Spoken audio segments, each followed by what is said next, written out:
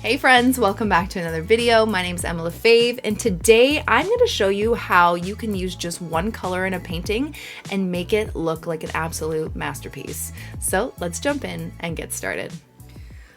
Okay friends, so today we're going to be doing a really fun and important exercise, especially if you're a beginner. We are going to be learning how to paint a quick loose landscape using only one color. And I think this is a really great practice for beginners, especially because it's going to teach you how to use different values within a piece. Now, if you're not sure what the term value, what it means in watercolor, value refers to the lightness or the darkness of color. Refers to the lightness or darkness of a color. So the more paint you use, the darker the value will be, and the more water you use, the lighter the value will be. So I'm just going to give you a quick example of a value scale. And this exercise will kind of help you get used to adding more water, adding more paint to get the values that you are trying to achieve. I have my Milan palette here, and I'm just going to pick one color. And I think for this specific painting, I want to do kind of like a cool mountainy scape. So I want to use a blue.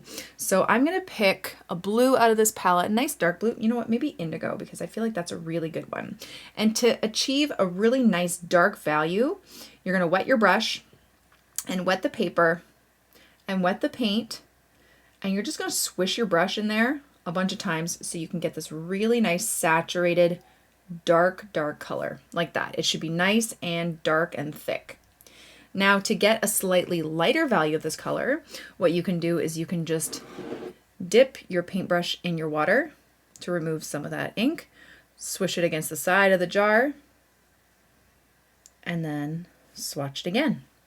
And then you can do it again to make an even lighter value, like so, and just continue until you get the lightest value possible. And I want to see how light you can make it, where it's like barely there of a color, because those values are really going to help you get some beautiful contrast within your piece.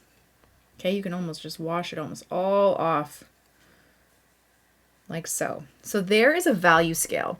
You can also do it by starting off with your dark value here, just swishing your paint brush around in your paint. And then you can start at one side and slowly start to move it.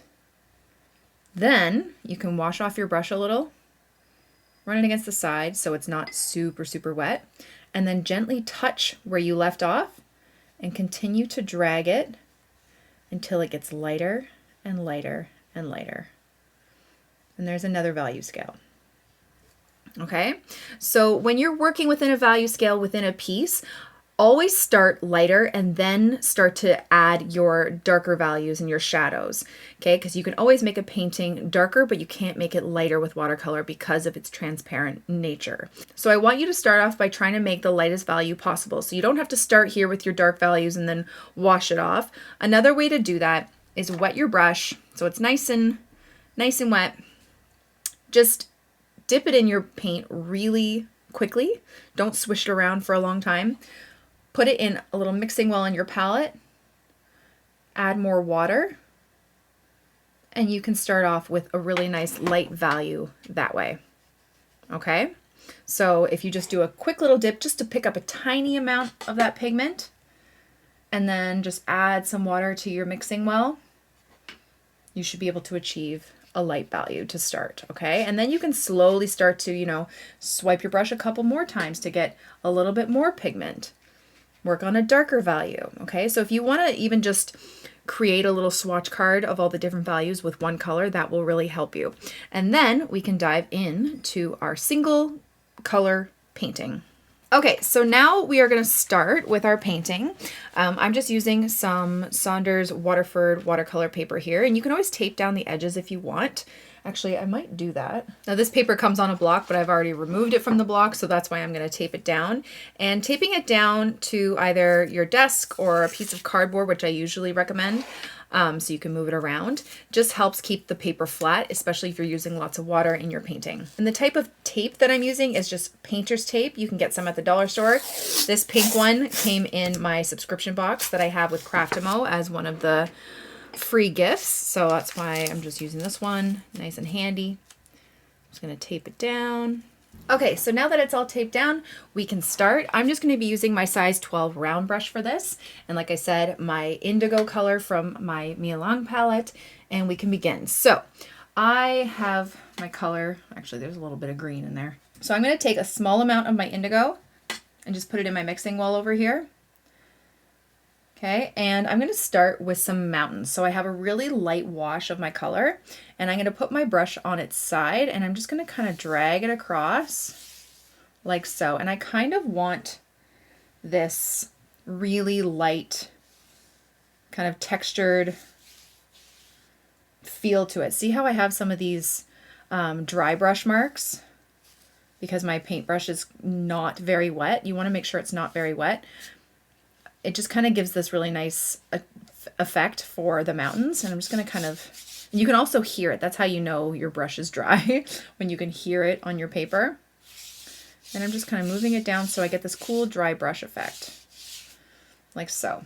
Okay, so I have this kind of choppy mountainscape behind. Then I'm just going to grab a little bit more color.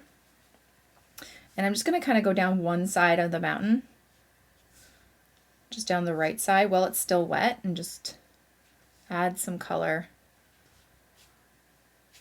and just kind of maybe put my brush on its side and just flick it that way. Okay, and so we're trying to work with these values. Okay, so see, we had a really light value, and then we have this like medium value for some of the shadows, and then you can even darken it a little bit more by using a bit more of that color. You can tap it in.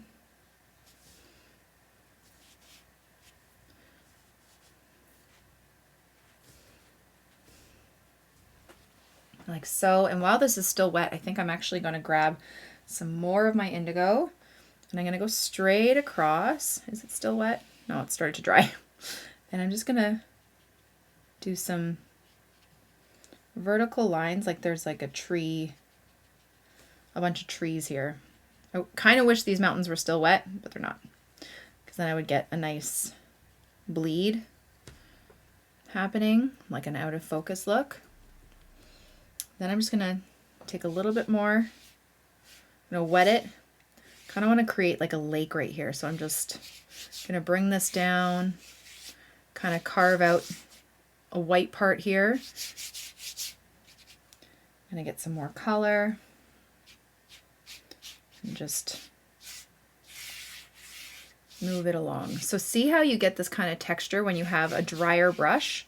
So it was a little bit more wet up here, but as I started to move down, that pigment and that water started to come off the brush, and you get this really cool dry effect.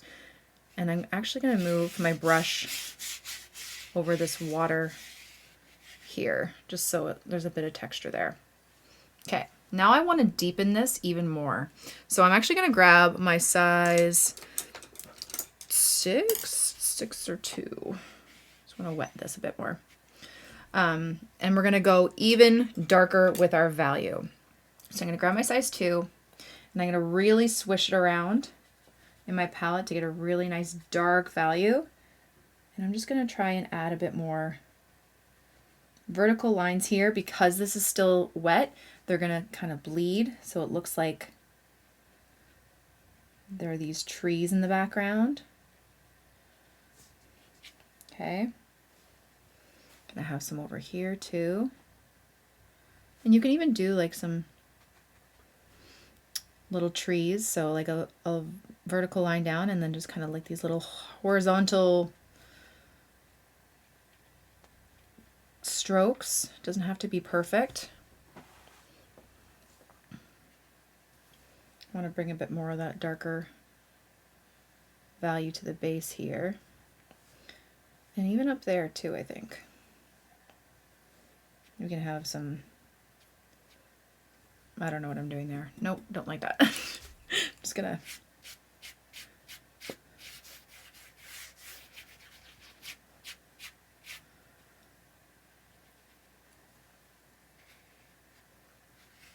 kind of go around this area. Maybe it could be like there's little snowbanks here. Okay. And I didn't really do anything up here. I wonder if I should just go really light with a value of blue up here.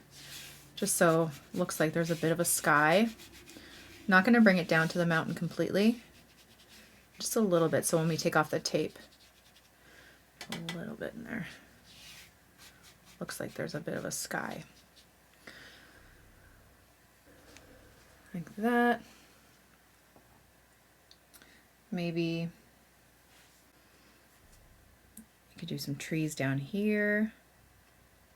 Again, using that darker value.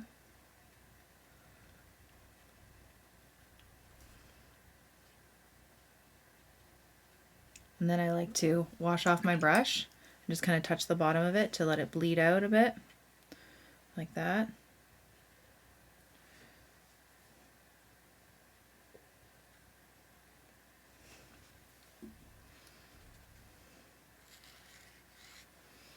I kind of want some trees up on the mountain too.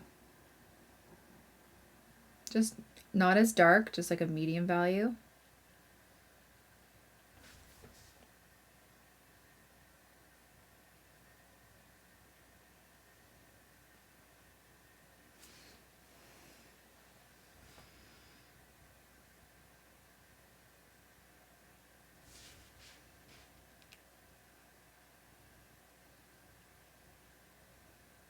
Just these really loose vertical lines with some like little horizontal lines like that, and then I'm just going to wet my brush and just kind of blend it out a bit. I don't know if I like that, but whatever. It's time to experiment, right? We can even do a bit more of that dry brush on the mountain with a darker value.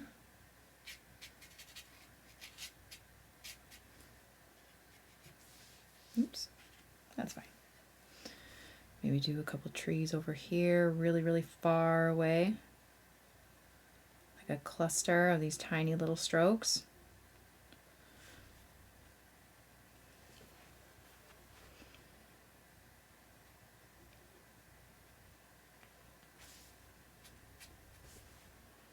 Like that. And see, like the beauty of this one color is creating so much depth just by using different values.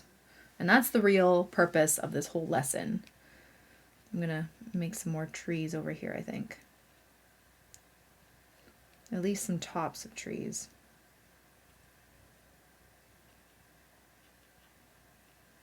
Just trying to make it like these vertical lines going up, really nice and thin, and then just shorter at the top and just kind of going back and forth, just tapping.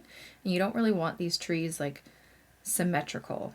That's kind of the trick to making it look a little bit more realistic. It's not having it completely symmetrical.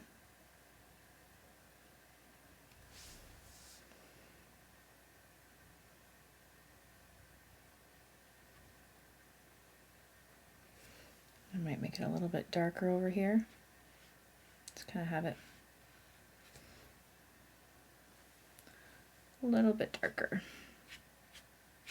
And again, that dry brush action.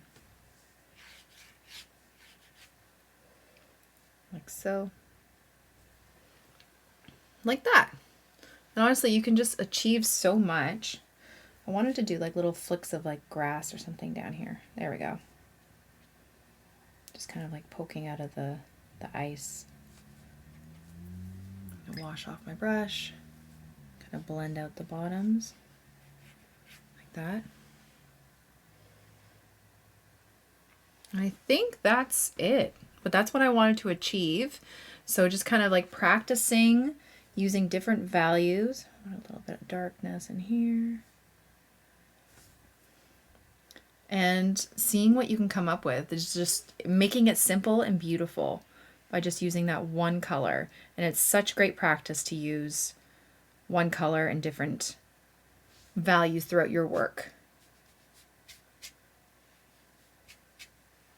It will really help you create a lot of depth in your paintings in the future. And that's about it. So let's take off the tape and see how it looks. And there we go. You can always add more detail, more depth into this, but start simple and just kind of have fun with it. Thank you guys so much for watching my video. I really hope you liked it and I hope you learned something. Don't forget to subscribe to the channel and follow me on all my other platforms for tons more content. I'll see you guys again soon. Bye.